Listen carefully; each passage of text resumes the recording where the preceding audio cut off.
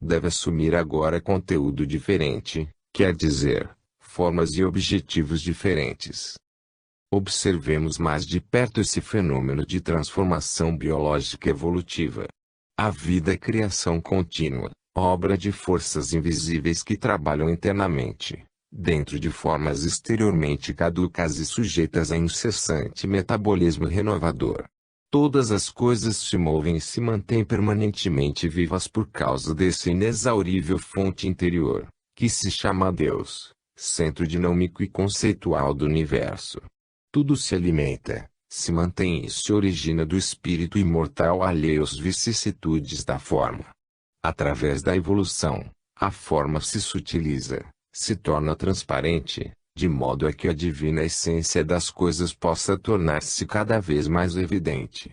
Assim, essa criação contínua constitui renovação evolutiva, que, agindo através da maceração da forma, vai elaborando-a incessantemente e, assim, tornando-a cada vez mais adequada a exprimir a íntima substância animadora e dando sempre maior sensibilidade e atualidade à manifestação da lei.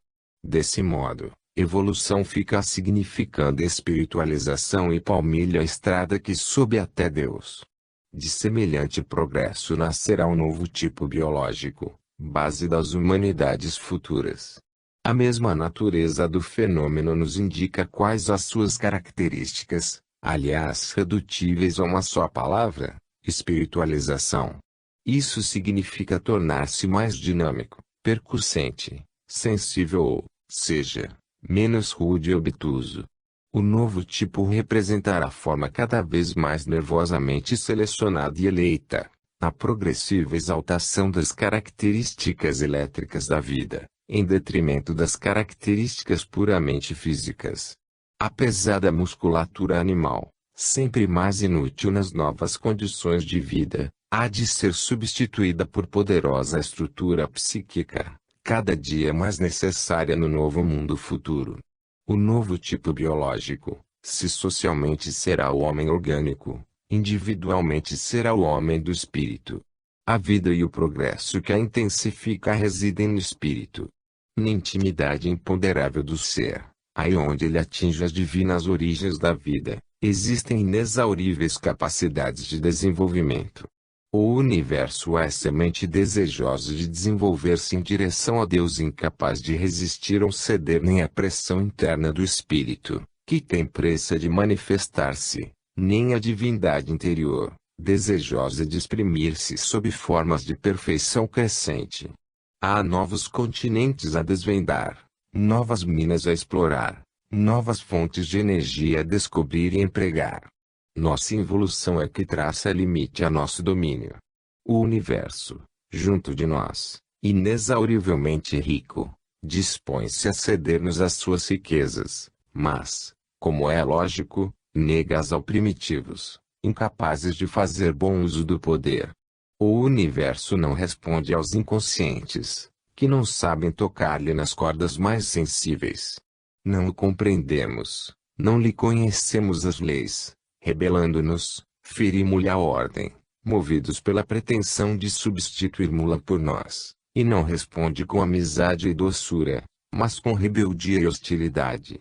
Pomos de lado e maltratamos as forças espirituais, exatamente as mais importantes. Nada poderemos ignorar em organismo onde tudo se relaciona. O poder e o futuro residem na sensibilização e na desmaterialização ou, melhor, no domínio de forças cada vez mais sutis, aliás as mais poderosas. O poder se sedia na profundeza, na imaterialidade, e conquistamo-lo caminhando rumo às raízes do ser e às origens da vida, isto é, caminhando em direção de Deus. Observemos, para compreender melhor, este caso de sutilização da forma por meio de elaboração evolutiva, quer dizer, este caso de sensibilização e espiritualização. A princípio, e do ponto de vista biológico, a mão do homem foi um dos membros que o tronco produziu para facilitar a marcha, e isso já era a primeira manifestação de vontade interior dirigida para o objetivo elementar. Depois, Esse membro se destacou da terra e se transformou em órgão apreensor e instrumento de ação e de trabalho, como manifestação de vontade mais complexa e mais inteligente, embora presa ainda à forma material da estrutura ósseo-muscular, de que estava em estreita dependência. Hoje a mão se vai sempre transformando de instrumento físico em instrumento psíquico, vai tornando-se tentáculo nervoso cada dia mais ágil e sensível e passando de agente físico a órgão dirigente de outras energias, inclusive da muscular. Assistimos a um processo de desmaterialização, sensibilização e espiritualização, a que corresponde progressivo aumento de poder em extensão e profundidade. Continuando no mesmo caminho, a mão, gradativamente transformada de instrumento de marcha em órgão apreensor e, depois, em órgão diretor de forças, a mão se transformará em meio de recepção e transmissão de vibrações dinâmicas e psíquicas, antena para comunicar e receber energia e pensamento. Então, o poder interior do espírito terá podido aflorar de tal maneira da profundidade do ser que há de permitir ao homem comunicar-se e viver em comunhão com as infinitas energias do espaço. O mesmo processo se repete relativamente à visão, à audição, a todas as vias sensoriais, ao sistema nervoso que as dirige, ao cérebro que as centraliza, enfim a todas as vias através das quais o espírito comunica, recebe, se manifesta. O espírito exerce pressão de dentro para fora com o fito de tornar menos densa e romper a casca material da forma humana e, desse modo, ampliar as vias sensórias já conhecidas e descobrir outras a fim de em melhores condições, mais abundante e profundamente, servir à circulação das ideias. Assim, os sentidos, que o espírito produziu, cada vez mais por força dele se ampliam e se abrem às infinitas vibrações do universo. Assim também pouco a pouco o ser se espiritualiza, isto é, evolui do estado físico ao estado vibratório, sai da forma material definida e assume forma etérea radiante. A evolução consiste realmente na maceração da forma material, que, a princípio vestimenta e veículo, se transforma depois em obstáculo e prisão. Por isso a evolução é continuamente superada e renovada. Este princípio, válido no passado humano, deve continuar com o mesmo valor no futuro. O desgaste da forma não constitui debilidade do sistema, e sim dura necessidade evolutiva apenas, simples processo de libertação que ao espírito aí preso permite manifestar-se.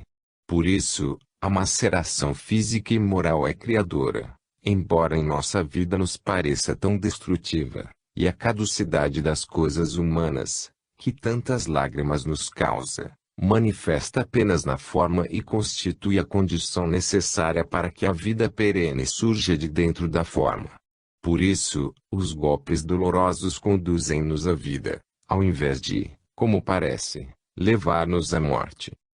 O espírito quer fugir da prisão. O progresso apenas pode consistir em contrariá-lo. Isso significa contrariar o impulso fundamental do universo, liberação da forma e manifestação de Deus. Quando a centelha interior ainda não está preparada para desenvolver-se, a evolução se manifesta através da única via utilizável, a via dos sentidos. Eis como surgem os gozadores, epicuristas e sensuais. Todo ser possui as vias que merecidamente ganhou. Nesse caso são escassas e o espírito, insatisfeito, reclama.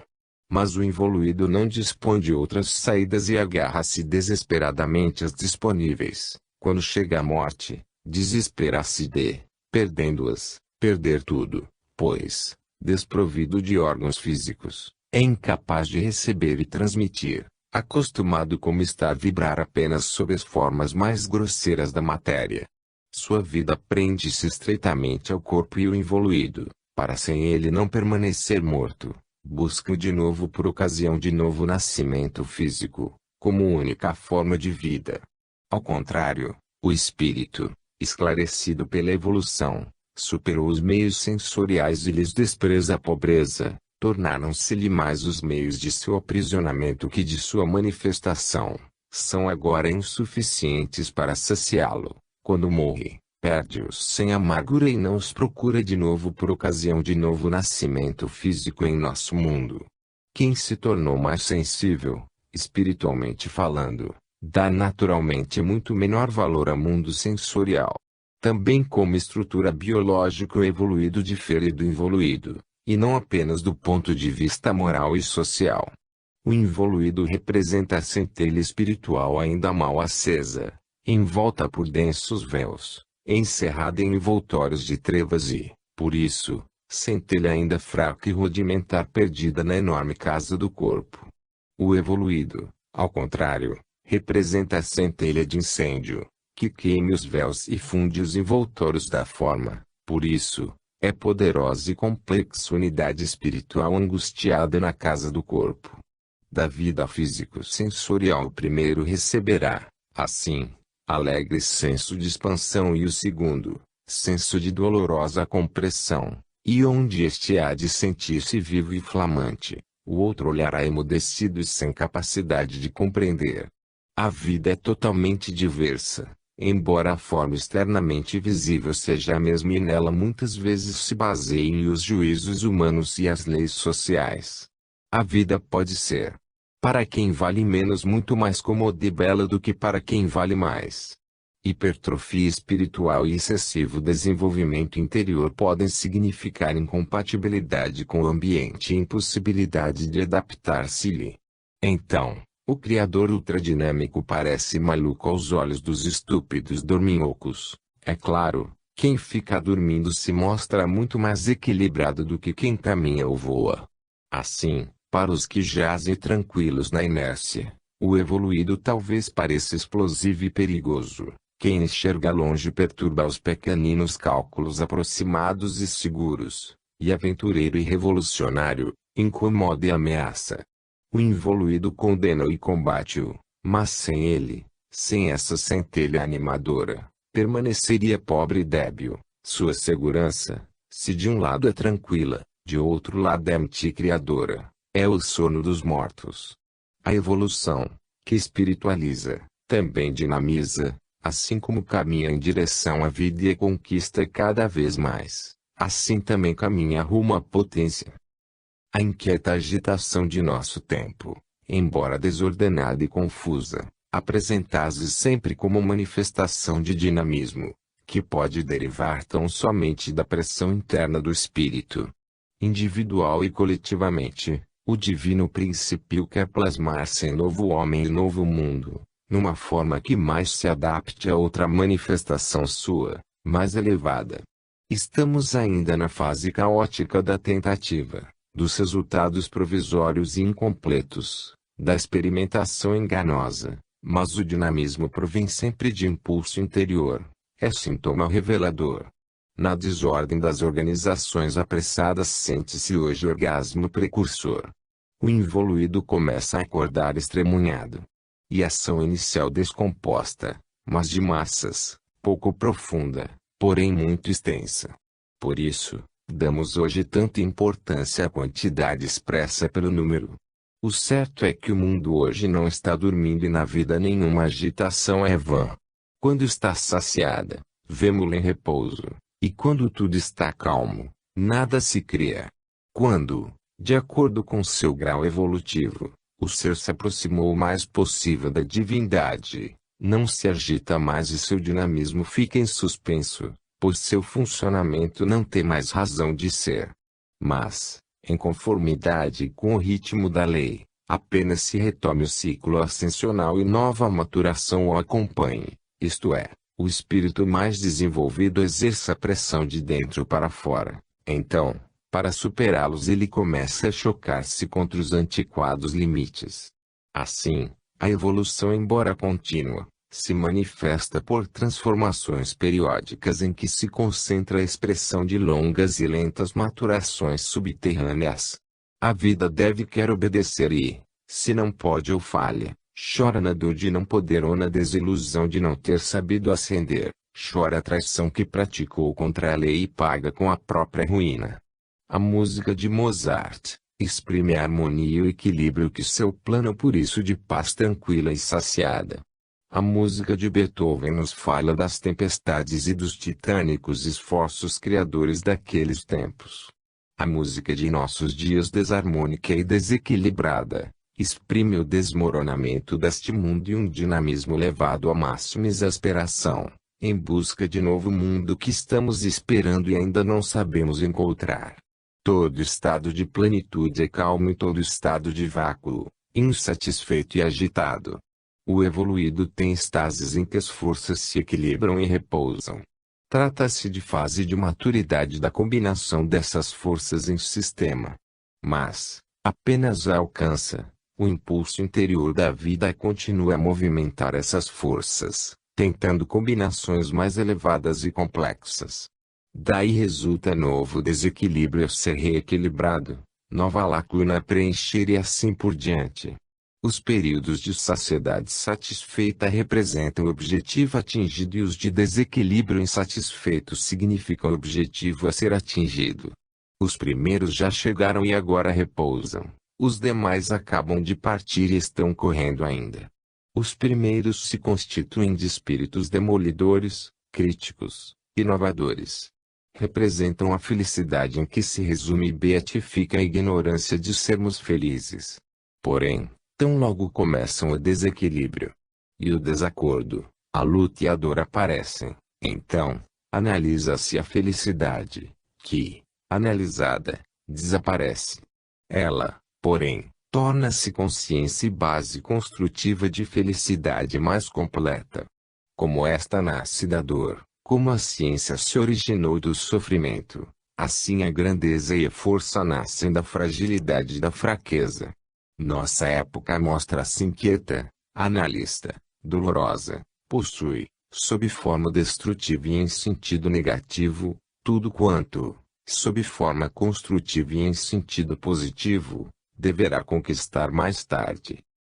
Com esses poucos traços esboçamos vários aspectos do futuro tipo biológico e enquadramos, no fenômeno evolutivo universal, nossa época e sua criação biológica. Desse modo desenvolvemos alguns conceitos de a grande síntese. A título de referência, reportamo-nos aos principais. Capítulo 43. A maturação dessa superhumanidade constituirá a maior criação biológica de vossa evolução, pois representa passagem para a lei de vida superior. Capítulo Li. Tudo que nasce deve renascer cada vez mais profundamente. Capítulo 75. Eu lhes disse que vocês estão em grande curva da vida do mundo. A lei, que a maturou durante 2 milênios, hoje nos impõe essa revolução biológica. Os fatos, que sabem fazer-se ouvir por todos, hão de obrigar vocês também. Trata-se de movimentos mundiais de massas e de espíritos, de povos e de conceitos, movimentos profundos a que ninguém escapará. Mas, antes de os fatos falarem e de se desencadearem as forças mais baixas da vida, deveria falar o pensamento, dever-se avisar a fim de que quem pudesse entender entendesse. Capítulo 66. A lei do progresso impõe a contínua dilatação do espírito. A evolução se dirige irresistivelmente ao superconsciente, ao supersensível. Idem, desde que cresce cada vez mais o campo que dominamos no âmbito do consciente, desloca-se progressivamente o limite sensorial, o sobre-humano torna-se humano, o superconsciente, consciente, e concebível inconcebível. O meio material se aperfeiçoa e se torna tão sutil que atinge as raias da desmaterialização. Idem, o homem desse modo cada vez mais se afasta da forma animal, através de contínua desmaterialização de funções que leva à progressiva desmaterialização de órgãos. A vida humana se concentra cada vez mais na função psíquica diretora. Capítulo 62. Evolução biológica para nós significa evolução psíquica. Absurdo conceber as formas como fim de si mesmas, evoluindo sem objetivo, sem continuidade, justamente onde precede eterno transformismo. Capítulo Li. Observem como nossa entrada no mundo biológico se processa justamente por via das formas dinâmicas. Com eletricidade, situada no vértice dessas forças, não chegamos apenas à forma, mas ao princípio mesmo da vida, ao motor genético das formas. Tocamos não a evolução dos órgãos, mas a própria evolução do eu, que as adiciona e plasma para si, como instrumento da própria ascensão. Capítulo 93. Vejam como tudo quanto existe se origina de princípio que não age sempre de fora para dentro, mas de dentro para fora, princípio encerrado no íntimo misterioso do ser, idem. Esse é o princípio que se desenvolve internamente, exteriorizando-se a partir desse centro profundo em que vocês devem verificar a existência da essência das coisas e o porquê dos fenômenos. Deus é a grande força, o conceito que opera na intimidade das coisas e daí se expande. Concluindo com este argumento, poderíamos dizer que o homem atual está para o futuro tipo biológico assim como o pré-histórico Pithecanthropo está para o homem atual. Do mesmo modo que o Pithecanthropo, porém, o homem atual se encontra no ambiente adequado. A diferença nasce quando, dentro da própria fase, nos retardamos. A marcha da evolução é harmonia, desenvolvimento sinfônico de infinitas forças, maturação orgânica. Já observamos o evoluído, como antecipação hoje ainda excepcional. Mas a evolução caminha para a generalização desse tipo mais adiantado. Quem se atrasar, quem abandonar sua fase, retardado na maturação de todo o concerto de forças, em verdade será inferior a todo o resto. O futuro tipo biológico é, pois, o evoluído. O estudo que a cada passo, sob tantos aspectos, dele fazemos neste volume, serve para dar-nos dele o retrato de corpo inteiro. Neste capítulo apenas o descrevemos sumariamente. O atual evoluído poderá negar, rir, rebelar-se. Tem essa liberdade. Apenas verificamos, objetivamente, como funcionam as leis da vida. Contudo, hoje com certeza o mais pisado pela dor é ele, e não o evoluído, que já se desprendeu da terra. Os mais golpeados e destruídos são os tesouros terrenos do primeiro e não os espirituais do segundo. Aquele competirá, pois, encontrar solução e saída que lhe convenham, porque este já as encontrou. O evoluído nada mais tem a perder ou temer na terra, pois suas riquezas são invulneráveis. Por meio da sabedoria da comunhão com Deus já conseguiu o único paraíso possível na terra. Não perde mais tempo e trabalho correndo atrás de paraísos, irrealizáveis como sabem os que compreendem a lei.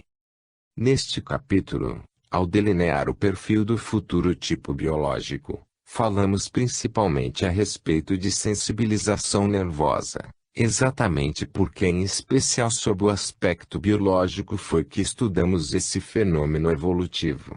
Sabemos, porém, que essa via biológica de ascensão se relaciona com a via moral, é até mesmo condição deste meio de atingi-la. Trata-se, na evolução biológica, de elaboração orgânica que caminha rumo ao imponderável. A sutilização e a desmaterialização do invólucro físico tornam-o cada vez mais transparente e, por isso, evidencia mais a manifestação do espírito. E é no plano espiritual que o dinamismo da vida consegue esse refinamento, capaz de permitir-lhe o aparecimento em sua forma moral.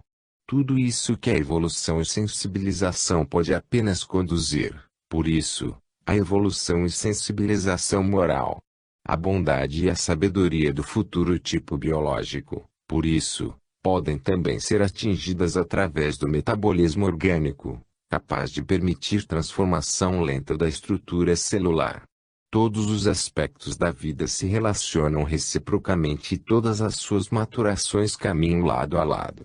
A transformação evolutiva é orgânica, nervosa, psicológica, conceitual e ao mesmo tempo moral, refinamento de estrutura celular, sensibilização, bondade, compreensão. Essa passagem da fase involuída para a evoluída constitui, assim, profundo processo que se apossa de todas as qualidades humanas, da extremidade física à extremidade espiritual da vida, elabora completamente o ser e, por expansão interna, plasma de novo a forma, tornando-a cada vez mais apta a exprimir o espírito. Nisso se revela a organicidade da natureza e o princípio unitário, monístico, do universo. Parece que durante essa passagem todas as fibras da vida vibram e, em todos os graus evolutivos, ela responde ao novo apelo dos tempos e se move sintonizando seu ritmo com a harmonia do universo. Assim, a ordem biológica ascende ainda até Deus, que aí se revela ainda mais. Assim, a vida exulta ao aproximar-se novamente do objetivo e as consciências ouvem o canto perene da fonte, cada vez mais claro. Nova revelação de Deus o atinge profundamente e o desperta, para criar mais, formas cada vez mais próximas da perfeição. Ascender a ser feliz. Trema o grande ritmo do tempo, suspenso em solene espera. O homem novo vai nascer. A vida quer falar-nos de Deus cada dia mais claramente, pois é-lhe sua glorificação. 16. Visão. Primeiro tempo. Todo capítulo deste livro, como todo capítulo da vida, é quadro diante do qual paramos contemplativos. Esses quadros, que estamos desenvolvendo, se poderiam também chamar contemplações. No último deles o universo apareceu-nos como floração de vidas. Seu transformismo evolutivo é desenvolvimento contínuo em que parece reproduzir-se em dimensões gigantescas a técnica expansionista da semente, a lei de desenvolvimento do indivíduo, o mecanismo da maturação da vida, como se no ciclo vital de toda a criatura se repetisse em ponto pequeno o mesmo esquema do ciclo vital do universo, máximo organismo coletivo. De fato, até mesmo os universos nascem, crescem, envelhecem e morrem, para como todo ser vivo renascer e morrer de novo. Também eles passam por alegre juventude e cansada velhice, nascem de um germe e, ao morrer, deixam seus despojos mortos. Todos os fenômenos parecem desenvolver-se de acordo com um só esquema, cuja aplicação gasta todas as coisas, consome toda a força, encerra todo o ciclo, exaure e extingue toda a vida. Mas agora voltemos as vistas para outra contemplação, de índole diferente. Para que, depois da tensão conceitual prolongada até agora, o leitor descanse alguns momentos, para satisfazer outras exigências espirituais, diferentes das intelectivas e racionais, e também outras da fantasia e da paixão, para, finalmente, expor os mesmos problemas, não mais sob forma racional e abstrata como até agora, mas dramatizados em cena bem sintética. Relatemos a visão que, em meio de emoções turbilhonantes e na profundidade de ensurdecedor silêncio, tivemos em luminosa manhã de maio. Aqui a reproduzimos com objetividade cinematográfica, tal qual, emergindo das profundidades da consciência, se nos revelou, na roupagem teatral com que o pensamento abstrato se concretizou no sonho, se ao menos em substância não lhe podemos chamar intuição ou pressentimento profético. Os fenômenos de visão interior examinamo-los no capítulo 26, deste volume, a respeito da vida dupla.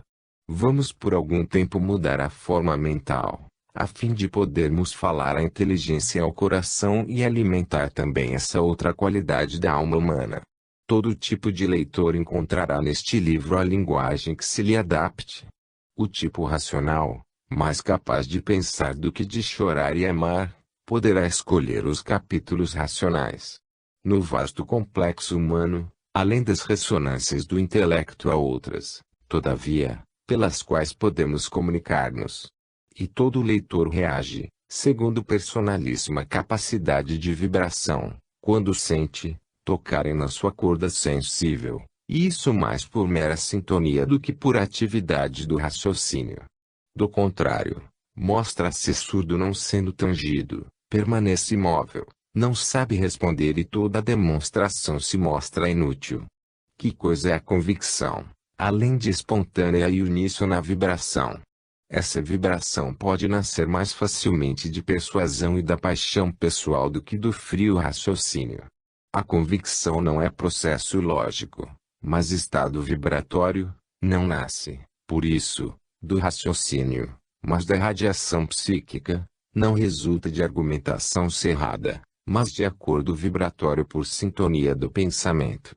O processo não deve ser coagido, mas espontâneo.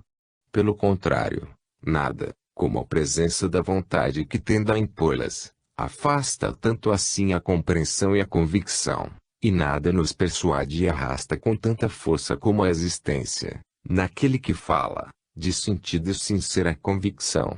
Daí se depreende quanto o velho sistema da coação lógica se revela absurdo e ilusório, se com ele pretendemos resolver o problema da convicção das consciências. Esse método coativo mais ou menos se origina da luta, constitui a transferência, para o plano psicológico, do sistema do involuído, diante de quem a força significa a vitória. Mas o pensamento está bem mais acima e seu valor escapa-lhe. Assim, o desejo de proselitismo, ao invés de atrair, costuma repelir, pois provoca desconfiança. O desejo de conquista excita a resistência.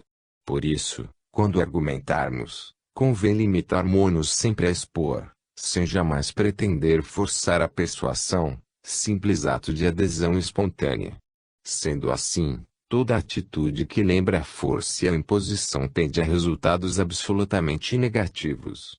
Não é a astúcia raciocinadora, nem a chicana sutil, nem o desejo de fazer prosélitos, que me fornece substância ao pensamento e me anima a palavra, mas a flama da fé e a profundeza, a evidência, a intensidade da própria visão.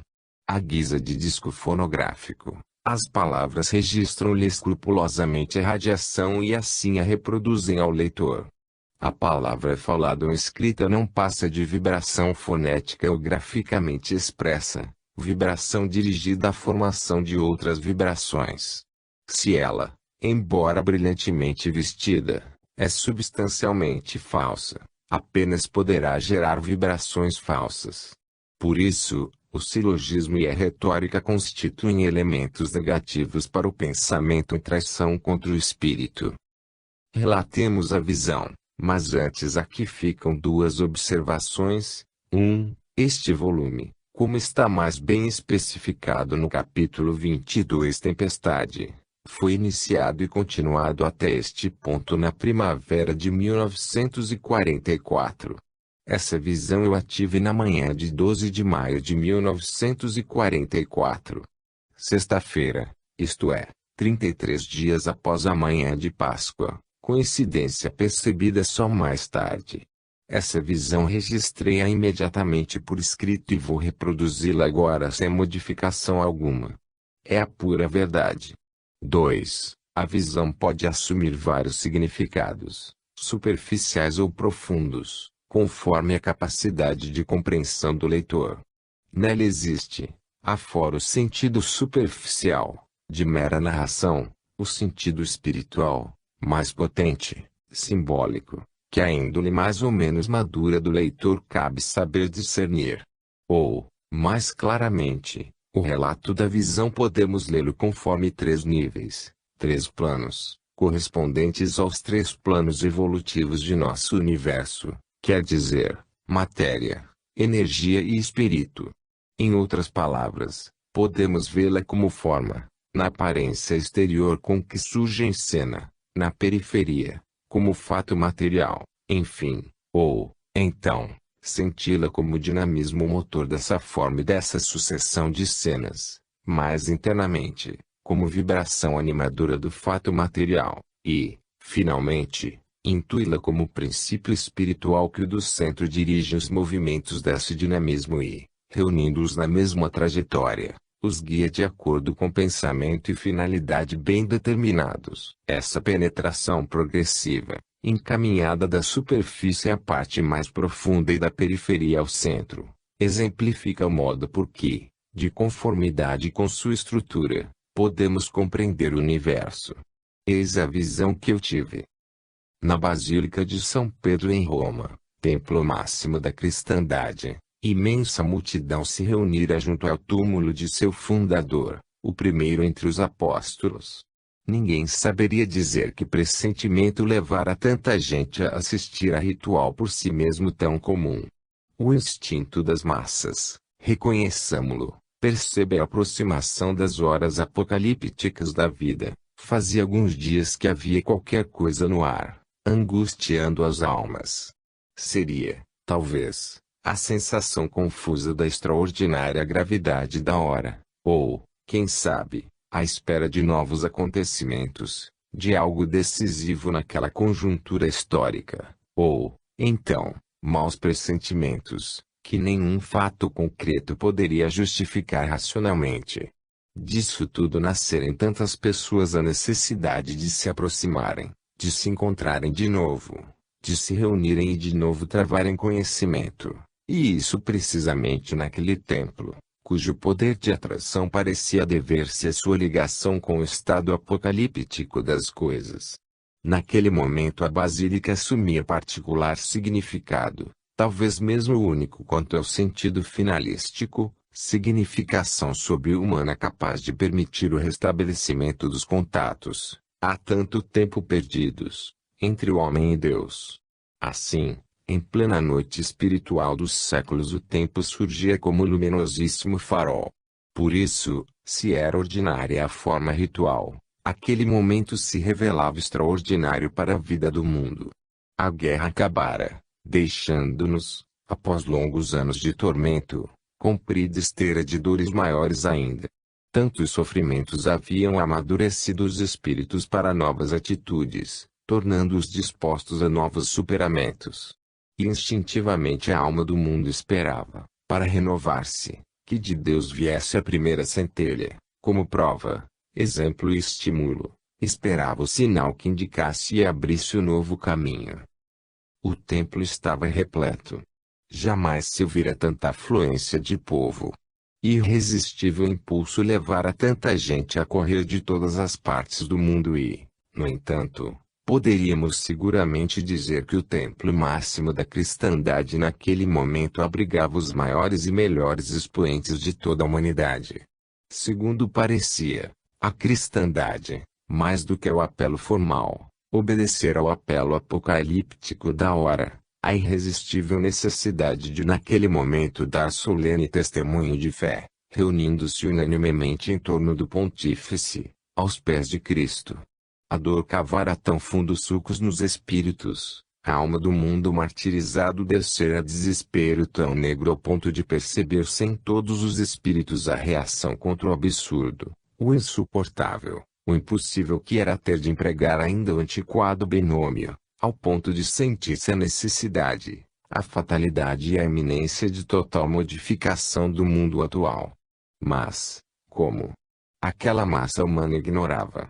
Havia na multidão a confusa vontade de continuar a viver, mas de modo melhor, com mais elevação e mais lógica, mais bondade e mais rendimento, de reconstruir-se, de sair do abismo em que o mundo caíra, de reformar-se inteiramente, remontando às origens. Havia em toda aquela gente o instinto vital que cerca todo o campo e, juntando-se em última análise ao erro e os desastres do erro, retorna às grandes ideias mães, com que durante séculos e séculos se alimentam, para nelas aurir nova força e nova luz encontrar salvação. O espírito adormentado pelo bem-estar e pela ilusória filosofia do bem-estar agora despertara, o imponderável, antes repelido e negado, voltava de novo ao mundo, atendendo ao apelo do homem provado pela dor. Essa própria multidão já constituía a manifestação desse imponderável. A voz de Cristo ecoara de novo nos corações e muitos, tendo ouvido, acudiram, os capazes de salvar-se, para salvar-se e salvar os capazes de salvar-se. O povo reunido no templo representava e simbolizava o homem cansado da vaidade de suas construções, conquistas e experiências filosóficas, sociais, políticas, econômicas e científicas. O homem que, depois de tantas tentativas, finalmente se afogara na imensa dor de guerra de extermínio total, traído pela força e pela riqueza em que acreditara. Cf. A Grande Síntese, capítulo 75. Vocês confiam apenas na riqueza e na força, elas, porém, acabarão traindo-os. As ilusões fáceis, a simplicidade pueril, as loucas esperanças, tudo se desvanecera diante da realidade. Agora, a humanidade se encontrava em posição diversa daquela antes da guerra, posição de quem, percorrida a fase de prova, percebe haver cometido erro e amargamente se volta para dentro de si mesmo, a fim de refletir e, em seguida, compreender, reconstruir, ascender. Aquela multidão, mesmo sem o saber, exprimia tudo isso e tinha vindo testemunhá-lo. Desconhecida ânsia constrangia a reaproximar-se das eternas fontes da vida, a retomar o perdido contato com o divino centro de todas as coisas, que, eternamente criando, nutre. A nota dominante na psicologia daquela massa de povo se constituía da invocação apaixonada e retumbante dirigida ao céu. Sob esse impulso maior e mais significativo, ondeavam na massa variegados impulsos menores, vórtices de terror, chamas de esperança, de fé e amor, zonas crepusculares de dúvida e desencorajamento, manchas lívidas de ódio ou de treva. Mas o dinamismo dominador se representava por abrasadora sede de bem e de justiça e se elevava como purpurino cálice de ofertório, projetado para o alto como resplendente cone, para dar e receber, arremessado contra as fechadas portas do céu, à procura da potência que as reabrisse dando para o inferno terrestre, e prometesse luz salvadora em meio das trevas acumuladas pelo mal. O grande números, a violência do desejo, a intensidade da aparição, a substituição do indivíduo pela massa, em que todo impulso individual se reforçava, combinando-se e somando-se com outros, tudo isso formava irresistível corrente de pensamento, de alta tensão, retilínea e ascensional, vibração sonora e penetrante, imensa e poderosa oração, que crescia e transbordava como se fosse maré montante, avançava tempestuosamente e em meio de relâmpagos subia, turbilhonando, em direção ao céu. Nossa narração começa quando, nesse dinamismo central e dominante, inesperadamente se enxerta outro e ambos se combinam, excitando reações e encaminhando soluções. Esse novo dinamismo é o dinamismo particular do drama que agora começa. O momento, já de si grave, tornava-se cada vez mais grave. O pontífice já devia ter descido há 2 horas a fim de celebrar o rito na basílica. A multidão dava mostras de cansaço, depois de espera tão prolongada, e de apreensão por motivo do inexplicável acontecimento. A tensão crescia sempre mais, a preocupação continuamente se agravava. No seio daquela massa enorme se propagava ligeiro murmúrio, que, apesar do respeito devido ao local, se ia tornando mais extenso e profundo. Na psicologia coletiva começava a caracterizar-se e a fixar-se o pressentimento confuso, mas crescente, de perigo desconhecido, quem sabe que perigo, mas grave e pendente sobre a cabeça de todos. A intuição popular percebia o imponderável, indicando a aproximação de imenso perigo, de terrível ameaça que, embora visível, advertia de sua presença. Aonde vão as massas buscar intuições? Talvez interpretação lógica de algum sintoma, embora exagerado pela imaginação, como, por exemplo, um atraso, um gesto, um passo nervoso, um diz que diz. O senso do perigo e do medo é o mais antigo e profundo do organismo humano, e corresponde a instinto dos mais ativos e arraigados por dura experiência. A maior atenção das defesas físicas dirige-se para a conservação. Nas multidões, talvez algum sensitivo funcione como antena receptor em relação à massa, que desempenha o papel de caixa de ressonância, de amplificador, aumentando desse modo o volume do dinamismo e reforçando, com a quantidade de energia representada por ela, a qualidade fornecida pelo sensitivo ou antena. De fato, em dado momento da maturação do fenômeno, isto é, quando se atinge determinado potencial, a faísca incendiária explode em alguém, desempenhando o papel de faísca, e mais intérprete do que criador, encaminha os movimentos da massa. Assim se desencadeiam correntes incontroláveis. Alguém percebe antecipadamente aquilo que mais tarde todos perceberão, demonstra sob forma sensível e então os demais o reconhecem. Se o pioneiro do movimento de fato não ouviu e compreendeu a voz do imponderável, a multidão por sua vez nada ouve e por isso ninguém o acompanha. Se o pioneiro não revela o que todos já sabem existir, se a dele não é voz coletiva, mas individual, a multidão não o entende e abandona-o. Trata-se de um registro e ampliação, de fenômeno de ressonância. Primeiro alguém vibra e em seguida sensibiliza a íntima e vaga intuição geral, revela e comunica a. Os demais recolhem essa voz, controlam-na, caso corresponda à sua íntima intuição, e só nesse caso aceitam e perfilham, aderindo a ela e dando-lhe contribuição de forças. Numa cadeia de intuições, os indivíduos, inconsciente e instintivamente, se auscultam e controlam mutuamente. Desse íntimo contacto intuitivo nasce o consenso coletivo. Espontaneamente, dizem. Produzido por todos em geral, e não por alguém em particular, esse consenso resulta da lei do fenômeno que nesse momento revivemos e da vontade das forças que o dirigem.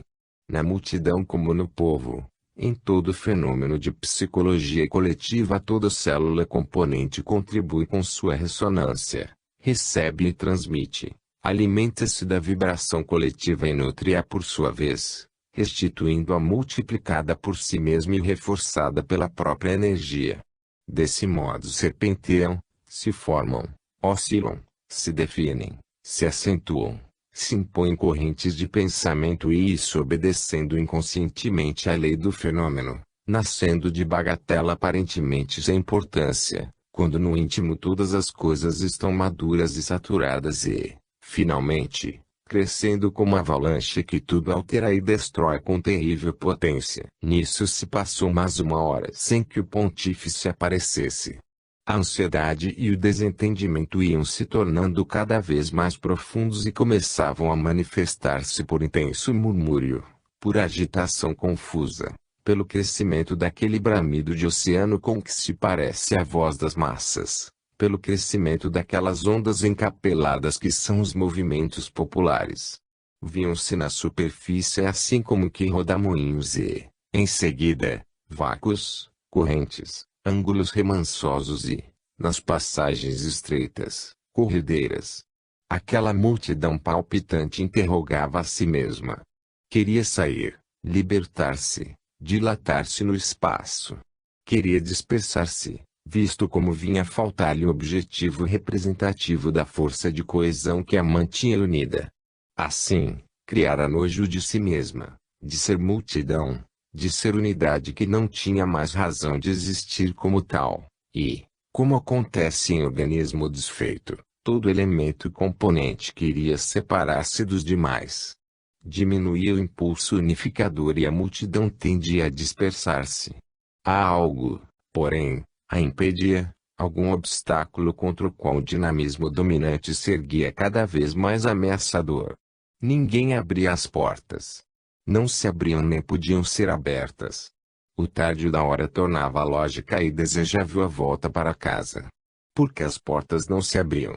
O desentendimento aumentava, a agitação das ondas fazia-se ameaçadora, o pânico alastrava-se, o ímpeto inconsciente da alma irracional da multidão convergia irrefreavelmente em direção das portas, erguia-se terrível contra aquela inexplicável clausura, aumentava, subia, chocava-se contra os muros, embolava-se, agigantava-se, concentrava-se na clausura e potenciava-se, preparada para o que desse viesse, para subverter fosse lá o que fosse, desencadeando-se como furacão. Em meio dessa tempestade, sozinho no meio de tanta gente, um homem. guiado até aquele lugar pelas sábias combinações de forças da divina providência, aparentemente fortuitas e a que nossa ignorância dá o nome de acaso, esse homem, indiferente com a aparência de quem estava muito longe dali, mas de fato presente e ativo em plena tempestade, esse homem escutava. Ressoava nele o rugido psicológico da multidão, mais de perto, porém, o impressionava a voz interior que, acima do turbilhão e vencendo-o, lhe falava. Parecia-lhe estar no centro do turbilhão, que era superado pela voz. Debatia-se arrastado pelo poder dessa voz, a que sua razão, lutando desesperadamente, debalde tentava resistir. Eis ó colóquio íntimo em meio da tempestade. A voz, vamos. Chegou a hora. Está na hora de cumprires tua missão. Vamos. Agora ou nunca. O homem, Senhor, não vão compreender. Já te disse várias vezes. Não me seguirão. É tolice tentar de novo. Seria o mesmo que semear nova desordem. É imprudente excitar multidão agitada. Não quero ser o causador de males. Além disso, sinto-me cansado, incapaz, ignorado e só. Não posso dominar forças tão gigantescas. A voz, está na hora de cumprires tua missão. Agora ou nunca. Deixa-me ir na tua frente. Segue-me ou então vou sozinho ao encontro do inimigo. Na multidão preocupada consigo mesma ninguém prestava atenção àquele homem, ninguém o notara ainda, ninguém o conhecia. O furor da luta íntima causava-lhe ansiedade. O deslocamento das pessoas tinha o levado até quase ao centro do templo, perto do altar-mor. De repente, achou-se ele diante de espaço livre, voltado para o centro da balaustrada. Impulso proveniente da multidão atirou aturdido naquele espaço e como que um relâmpago o cegou. À luz do relâmpago lhe apareceu a figura de Cristo. Estava à sua direita e na sua frente. O homem então exclamou, Domine, quo diz? Aonde vais, Senhor? E, dirigindo-se ao povo, gritou ainda, Cristo, Cristo. Eu vi o Senhor. A multidão voltou-se estupefata, ouvindo o grito inesperado, e ficou suspensa. Então, em pé, diante do cancelo da balaustrada, com a mão direita bem levantada, o homem falou. A multidão voltou-se para ele, ouviu, entendeu, escutou. Pouco a pouco a calma se transmitiu até aos mais distantes. E ele disse-lhes com voz retumbante: Irmãos, o caráter excepcional da hora exige métodos excepcionais e nos impõe segui-los. Nos tempos normais a forma domina a substância, nos momentos supremos a substância domina a forma. De fato, este momento é excepcional. Falo-vos em nome do Cristo. Ele me trouxe até aqui e vive em mim, mais forte que eu. Não consigo resistir-lhe. No instante em que eu saía do meio da turba, os meus olhos viram o Senhor e lhe perguntaram, como Pedro quando fugia de Roma, Domine, quo vadis? E o Senhor me disse, segue-me ou eu então irei sozinho ao encontro do inimigo. Hoje é o dia de minha batalha e hei de vencê-la desarmado. Em verdade, só desarmados é que vencemos os inimigos, sejam quais forem. Cristo, aqui presente, é nosso guia. Esta hora não é a da forma, mas a da substância. É a hora de distinguir entre a fé criadora dos mártires e a fé cansada e aparente dos adormecidos. O momento exige essa distinção.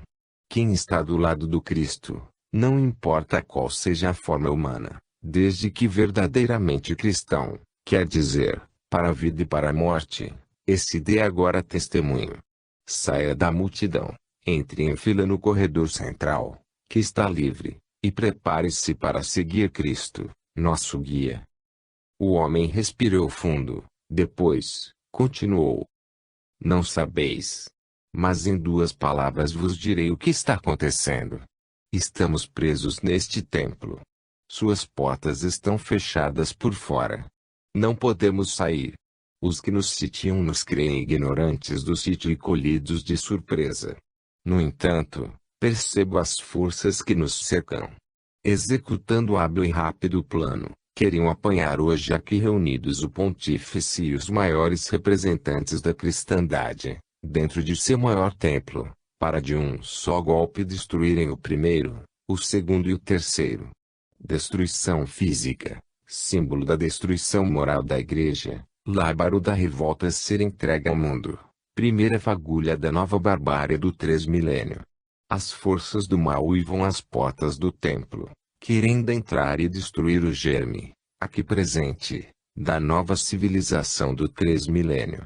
Lá fora a praça está cercada de carros blindados, de canhões e de metralhadoras, os primeiros, prontos a avançar e adentrar pelas portas, esmagando-vos e ceifando-vos no interior mesmo da basílica, os segundos, em condições de derrubar a cúpula e os muros, as últimas, prontas para metralhar na praça qualquer sobrevivente. Gritos de terror explodiram na turba. Calmo, o homem continuou. Não temais. Cristo é que está para defender sua igreja. Percebo o ânimo dos agressores entranhado nas máquinas de guerra, sua única força. Percebo em vosso ânimo o turbilhão do terror e o incêndio que minhas palavras provocam em vós. Percebo o ânimo do pontífice, que conhece esse perigo e gostaria de descer à praça e afrontá-lo antes de mais ninguém. Gostaria de vir para junto de nós a fim de morrer conosco, mas foi impedido pelo seu séquito que, por natural e acertada medida de prudência, deseja pôr-lhe a salvo a augusta pessoa. Percebo, enfim, o vórtice de potência que desce do céu e exerce pressão sobre mim e sobre vós. É verdadeiro exército de forças inteligentes chamadas anjos. Precedem-vos, circundam-vos, defendem-vos.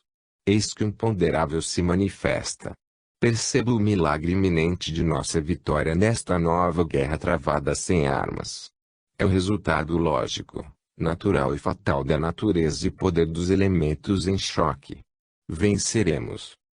O Espírito está agora conosco no templo e a matéria é esta às suas portas, para destruí-lo. A dor despertou o Espírito. Nós, que sofremos, sabemos disso muito bem. A batalha vai começar.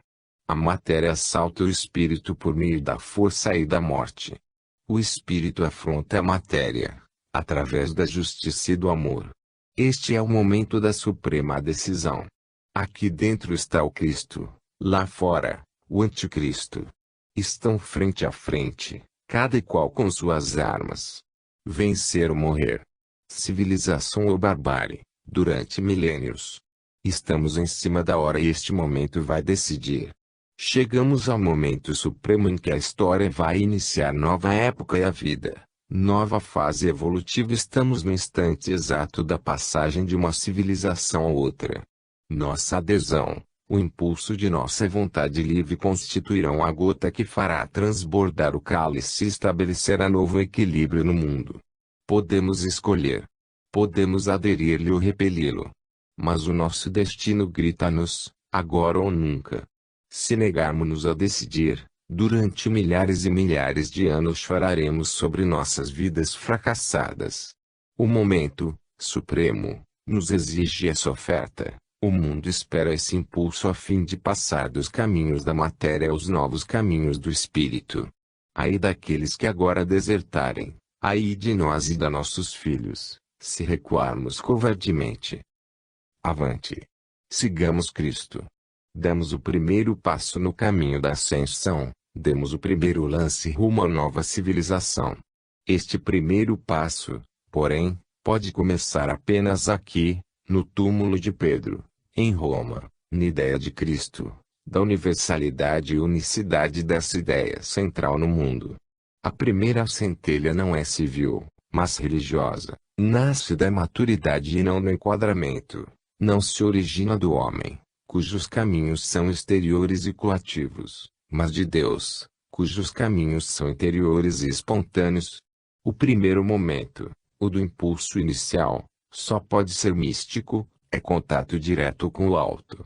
Assim, recebido o impulso, a ideia universal, que emanou do Cristo, irá depois materializando-se pelos caminhos do mundo, diferenciando-se segundo formas particulares adaptadas aos diversos povos. Será confiada aos cuidados de administradores cuja tarefa consiste em, segundo o espírito, acompanhar, organizar, plasmar a matéria. Mas sem esse elevado princípio regulador e sem essa força moral, os estados serão organismos sem alma, os povos, arcabouços de ossos e músculos, mas desprovido de cérebro, e a organicidade moderna não permanecerá íntima e vital,